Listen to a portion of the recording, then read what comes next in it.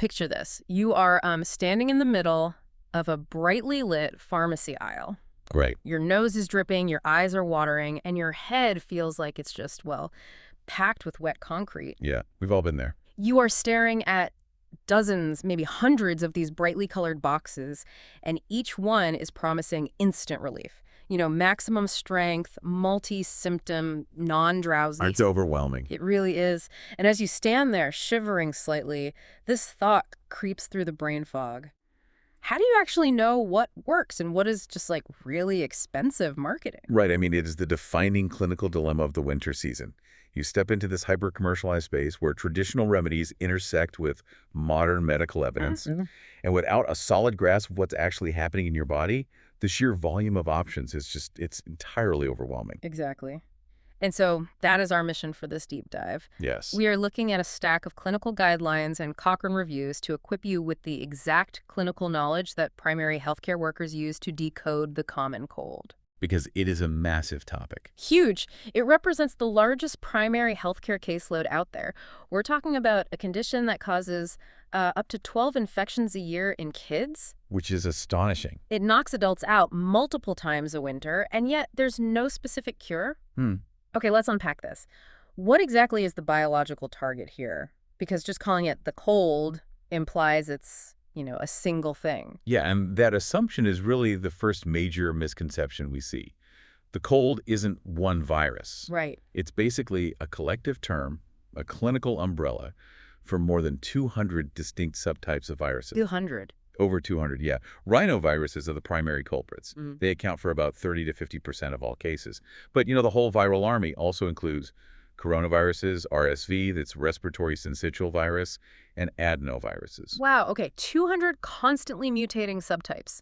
I mean, that completely explains why a universal vaccine is impossible. You're effectively fighting an enemy with 200 different faces that is always changing. And looking at the data from the sources, it seems like kids are functioning as the primary vectors for this entire ecosystem. Oh, well, they are the ultimate delivery system. I mean, the frequency disparity is really striking. Adults average maybe 2 to 3 colds a year, right? Yeah. Children, however, average 5 to 6. And when you look at those peak preschool years, so ages 4 to 8, the incidence rate can spike to 12 colds a year. Wait, 12 a year? Yeah. That is basically a new infection every single month. It essentially guarantees that you'll have continuous overlapping infections in a household. I can imagine. And the frequency only has by the time they reach age 10. Plus, we see these massive spikes in cases during December and January in places like the UK. Because of the cold weather? Well, indirectly. It's driven by behavioral ecology. People crowd indoors when it's cold. Right. Which massively decreases ventilation and increases the shared airspace. Okay, but if we look at the mechanics of how this actually spreads, because the conventional wisdom here seems completely flawed. Oh, totally. We have this ingrained image, right? Like a movie scene of a dramatic sneeze on a subway car, spraying droplets everywhere. But the sources point out that if these viruses live on surfaces, then the primary vector isn't the sneeze. No, it's not. It's the physical environment itself. You've hit on the exact mechanism there. I mean, secondary transmission by coughing and sneezing does happen, sure. Okay. But the primary transmission is direct physical contact. Those droplets coat fomites, you know, door handles, phones, keyboards. Right. And these rhinoviruses can live and stay infectious on those surfaces for hours. So wait, when someone sneezes across the room, my immediate instinct is to just hold my breath and panic. Right, naturally. But you're saying I should really be worried about the door handle I just touched to get into the room. What's fascinating here is that, yes, exactly, you load the virus onto your hands from that contaminated handle, and then you self-inoculate. Oh, I see, by touching my face. Yeah, you rub your eye, touch your nose, or wipe your mouth. And the viral shedding, meaning how contagious you are, it peaks incredibly early, usually during the very first 1 to 2 days. Oh, wow. That early. Yeah. This mechanical reality is why frequent hand washing is just fundamentally superior to merely avoiding people who are coughing. That completely changes how I think about this. Okay. So self-inoculation has happened. The virus is in. I want to look at the internal mechanism next, because looking at the respiratory tract, I'm picturing these ciliated cells functioning almost like a microscopic conveyor belt. That is an incredibly accurate analogy, actually. The respiratory epithelia are lined with these ciliated cells, and their job is to constantly sweep mucus and trap dust up and out of your airways. Like a continuous cleaning system. Right. But when a pathogen like the rhinovirus invades, it binds to cellular receptors and physically damages those cells. So it derails the conveyor belt. Exactly. It actively shuts down your primary clearance mechanism. And your body doesn't just ignore that damage. The local tissue immediately releases inflammatory mediators. Which causes the swelling. Yes, the capillary permeability in your nasal passages increases dramatically. Meaning the blood vessels become leaky. Yeah, they leak fluid directly into the surrounding tissue, causing acute edema. Oh, so when you have that awful, immovable, stuffed-up nose, it's not just extra snot. No, not at all. Your nasal tissues are physically engorged and swollen with leaked fluid, and then that fluid eventually drips down the back of your throat. The dreaded post-nasal drip. Right, which directly triggers the initial sore throat and eventually the cough. But because this virus is so stealthy at triggering that generic inflammation, it creates a huge clinical challenge, right? It really does. Like, if the symptoms are just swelling and a cough, how do you systematically differentiate a basic cold from a much more severe imposter? Well, this requires a very strict differential diagnosis. We have to look at the timeline and the symptom map to rule out things like the flu, COVID-19, allergic rhinitis, and even meningitis. The flu is the big one people confuse, right? Oh, constantly. People always say they have a touch of the flu when they just have a cold. Yeah, I'm guilty of that. Most people are. But mechanically, they're entirely different beasts. The timeline is your primary diagnostic metric here. So if I'm trying to figure out what I have, it sounds like the clock is just as important as a thermometer. Oh, absolutely. The onset of influenza is incredibly abrupt because of systemic cytokine release. We're talking a matter of hours. Hours. Yes. A patient might be totally fine at breakfast, and by 2 in the afternoon, they are bedridden. Wow. And a cold. A cold requires a slow, progressive build over 1 to 2 days as that local swelling worsens. A sore throat on Tuesday, heavy nasal congestion on Thursday that tells a very specific story. Got it. And the symptoms map differently on the body, too. Yeah. Fundamentally differently. Sure. A cold is intensely localized to the head and neck. Sore throat first, which usually resolves fast, then the heavy congestion and sneezing. What about the cough? Interestingly, a cough only develops in about 30% of cold patients, and usually after the nasal symptoms start to clear. So a cold stays local, but the flu is like a full-body assault. Exactly. Influenza brings severe, debilitating constitutional symptoms. Intense shivering, chills, profound fatigue, and marked aching in the limbs. Right. There's an old heuristic in clinical pharmacy. A patient with a cold walks into the pharmacy themselves to buy painkillers. And a flu patient. A patient with the flu is so debilitated they have to send a proxy to buy it for them. That is a perfect behavioral indicator. If you're upright and browsing the aisle, it's probably not the flu. Exactly. Now, throwing COVID-19 into this mix complicates things, obviously. It does. The symptom Venn diagram is notoriously messy. But COVID-19 predominantly presents with a new, continuous dry cough, a fever, and that distinct loss of taste and smell. Which are rare for a standard cold. Very rare. Right. Conversely, frequent sneezing is a hallmark of a cold, but it is almost entirely absent in COVID-19. Oh, that's a brilliant heuristic. Sneezing points to a cold. Loss of taste points to COVID. Right. What if we take viruses out of the equation entirely? Like, if it's a long-standing issue, could it just be an allergy? Yes. Allergic rhinitis is the most common non-viral imposter. It perfectly mimics the nasal swelling of a cold. So how do you tell the difference? You look for intensely itchy eyes or nose, a family history of allergies, and the timeline. Allergic rhinitis persists as long as the allergen is around. It completely ignores the standard 1-week viral timeline. Okay, we also need to touch on the worst-case scenario. It's statistically rare, but recognizing meningitis is critical, right? Especially in babies. It is the ultimate red flag. Early-stage meningitis mimics a cold or flu, but the clinical deterioration happens in hours. What should parents look for? In infants, profound floppiness, severe lethargy, vomiting, and a really extreme dislike of being handled. And in older kids, it's the stiff neck, severe headache, and the non-blanching rash. Mechanically, why doesn't that rash fade when you press a glass against it? I've always wondered about the glass test. It's because it's not a surface irritation. The bacterial toxins actually damage the blood vessels, causing microhemorrhages. So the blood is actually leaking out. Yes. Blood leaks into the tissue beneath the skin. When you press a glass against it, The redness remains because the blood has physically escaped the capillaries. If you see that, it demands immediate, same-day medical attention. No exceptions. Okay, so let's assume we've navigated all that. We checked the timeline, we mapped the symptoms, we ruled out the imposters. You have a confirmed standard common cold. Okay. Usually that resolves in a week. But when that timeline stretches out and the standard stuffiness turns into really severe localized pain, we're looking at a complication. Precisely. Up to 25% of colds can linger for about 14 days. But when things go bad, we're usually looking at acute rhinosinusitis or acute otitis media. Let's start with sinusitis, which hits about 2% of patients. Looking at the anatomy from the source material, we have these 4 pairs of hollow cavities in the skull, the sinuses. Right, the frontal, ethmoid, maxillary, and sphenoid. And they're designed to drain into the nasal cavity. That is their healthy baseline, yes. Here's where it gets really interesting.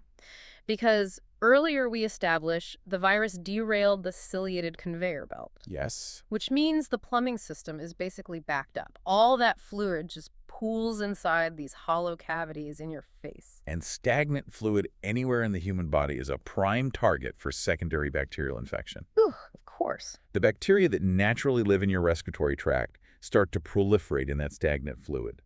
That secondary infection is acute rhinosinusitis. So how do you distinguish that bacterial pressure from just normal viral swelling? You map the pain. Early sinus pain is a dull ache on one side. But as the bacteria multiply, it becomes bilateral and intensely severe. Wow. Because of the fluid dynamics, simply bending forward massively exacerbates the pressure and the pain. Bending over to tie your shoes shouldn't hurt your face. If it does, your plumbing is infected. Ah, exactly. And the location tells you which sinus is hit. Retroorbital pain, a deep ache behind the eye, points to the ethmoid sinuses. Okay, and while adults get sinus infections, the anatomy in kids shifts the complication to their ears, right? Yes, acute otitis media. It's incredibly common in children under 4 because their eustachian tubes are shorter and more horizontal. So the virus just travels straight from the throat to the middle ear. Exactly.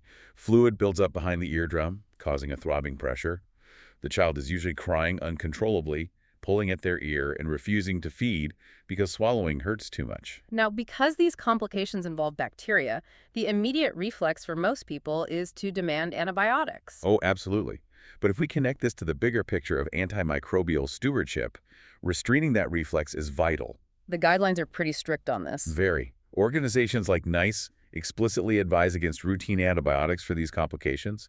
Unless the patient is systemically unwell or symptoms haven't improved for at least 10 clear days, you wait. 10 days is a long time to suffer. It is, but simple painkillers and targeted decongestants usually allow the body to clear the fluid on its own. So if antibiotics aren't the answer, we are forced right back to where we started.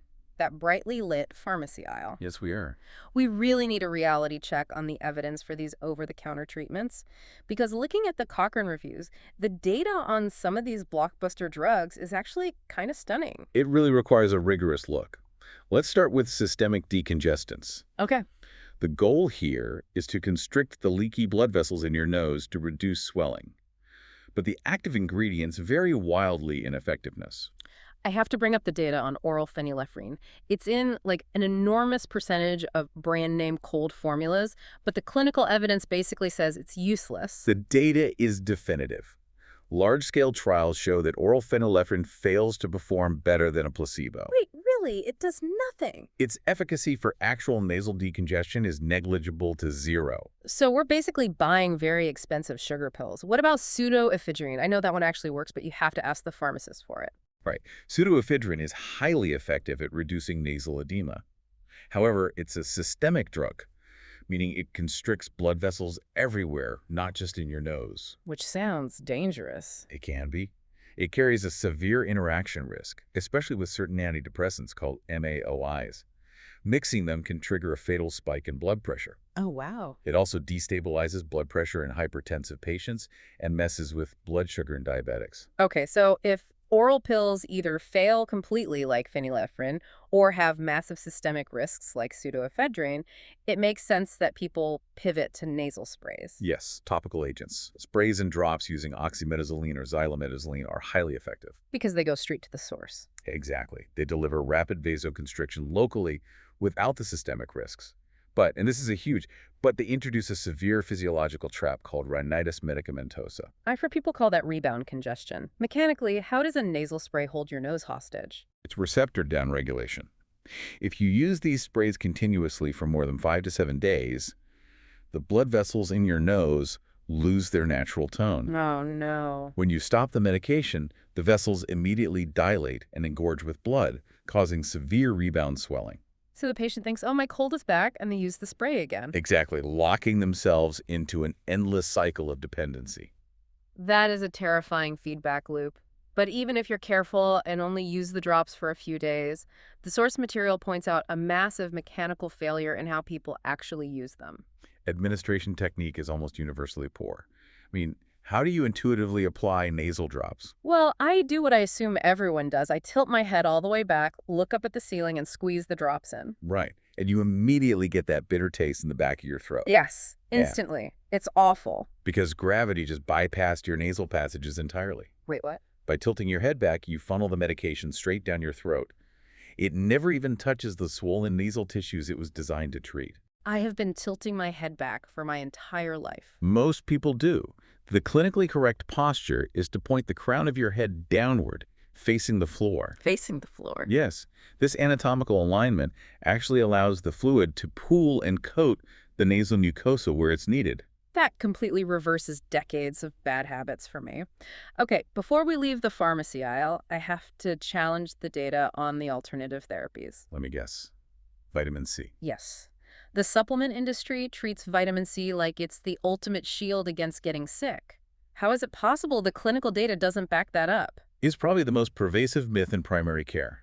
A massive Cochrane review looking at over 11,000 participants delivered a definitive verdict. Which is? Routine daily supplementation of vitamin C provides zero statistically significant reduction in getting a cold for the general population. Wait, so for the average person, that daily glass of orange juice or vitamin C packet is doing nothing to protect them? Correct. And taking high doses after you get sick yields no consistent therapeutic benefit either. That is wild. Now, there is one single physiological exception. Okay, what is it? The review did find a 50% reduction in cold incidence, but exclusively in people under extreme acute physical stress. Like what? Marathon runners, subarctic skiers, soldiers on winter exercises. Their immune suppression is so profound that the vitamin C actually registers a benefit. So unless I am literally skiing across the tundra, I should just leave the vitamin C on the shelf. Pretty much. Does anything in the alternative aisle actually work? What about zinc? Zinc has a marginal evidence base. High doses of zinc acetate over 75 milligrams a day might compress the viral duration by 1 to 3 days, but the quality of those trials is low to moderate. And what about the old school stuff, like steam inhalation? Steam is highly efficacious for symptom relief, but people misunderstand why. It's not the eucalyptus or the menthol. No, the therapeutic value is entirely from the heat and moisture of the steam itself, which mobilizes the stagnant mucus. Menthol just provides a subjective cooling sensation. It doesn't physically clear anything. And lastly, I saw a mention of garlic trials. There's isolated data. One trial showed a group taking a daily high-allicin garlic supplement had 24 colds over 12 weeks, compared to 65 in the placebo group. That's a pretty big drop. It is statistically significant, but we need replication across multiple large-scale trials before endorsing it clinically. Given that single ingredient, things like targeted sprays or zinc, show the clearest evidence, why does the consumer market push these expensive all-in-one flu powders? This raises an important question about patient psychology versus pharmacology. Patients think a multi-symptom formula fights the illness on all fronts. But it doesn't. In reality, it exposes them to unnecessary drugs and a severe risk of accidental paracetamol overdose. The clinically sound approach is targeted pharmacology. Match one specific active ingredient directly to the symptom you have. Right. Don't take a systemic cough suppressant and a fever reducer if your only problem is a stuffed-up nose. Target the specific symptom. Precisely. Well, we've mapped some incredibly complex biological terrain today. We certainly have. We stripped away the marketing to reveal that the common cold is an unrelenting army of over 200 viral subtypes using our door handles as vectors. Not the sneezes. Right, not the sneezes. We learned how to use the clinical timeline to tell a localized rhinovirus from the systemic assault of the flu, or COVID-19. We explored the plumbing of our sinus cavities and why bending over shouldn't cause facial pain. Unless you have rhinosinusitis. Exactly. And most importantly, we navigated the pharmacy aisle using hard Cochrane review data, leaving the phenylephrine and the prophylactic vitamin C behind. And pointing our heads to the floor for nasal drops. Yes, definitely doing that from now on. So what does this all mean for you? Next time you feel that tickle in your throat, you're not just a patient, you're a clinician. You understand the timeline, you know the mechanisms, and you know exactly how to target your symptoms. As we wrap up, I think it's really vital to reframe our entire relationship with these pathogens. How so? Well, we spend billions searching for a universal cure for the common cold. But considering we coexist with over 200 constantly evolving viruses, maybe viewing the cold as a disease to be eradicated is just the wrong perspective. What should it be? Think of the human immune system as a muscle. What if this incredibly diverse array of rhinoviruses is actually an essential, lifelong sparring partner? Ooh, I like that. A necessary evolutionary mechanism designed to continually challenge, train, and update our immunological defenses throughout our lives. The next time you're dealing with that week of congestion, you might just be paying the necessary biological tax to keep your body's overall defense systems optimized.